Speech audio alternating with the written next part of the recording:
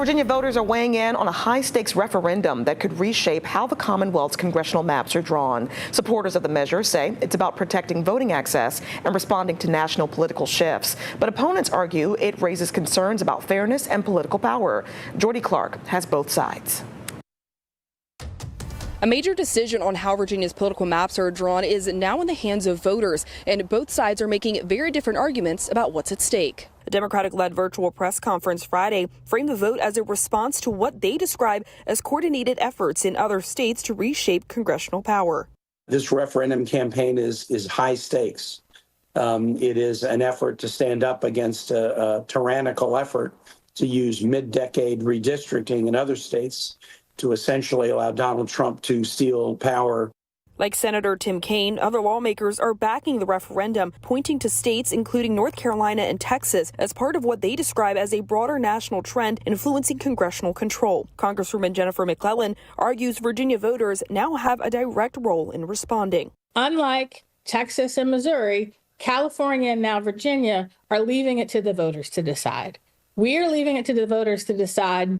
Supporters like Lieutenant Governor Ghazala Hashmi say the referendum is about giving voters control, while critics argue the maps could have longer-term political and representation impacts. However, opponents of the redistricting efforts say the process raises concerns about fairness, representation, and whether the changes could dilute voter influence in certain communities. That argument is a central theme in a separate press conference held by Republican Congresswoman Jen Kiggins before she headed inside to vote no. People in Virginia, people here in the Commonwealth deserve representation that reflects their values, that reflects their political ideologies and priorities.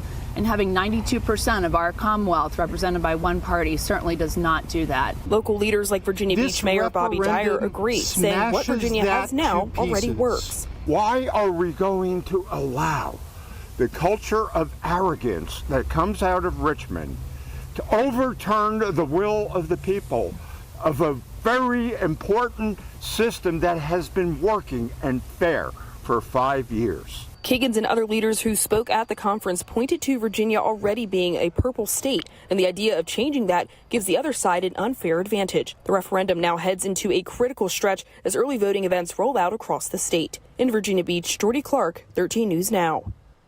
All right, now both sides are making their cases directly to voters, one framing this as a necessary response to national political strategy, the other raising concerns about how new maps could shift political power in Virginia. Now, with early voting underway, voters can head to the polls right now, and the official day is April 21st.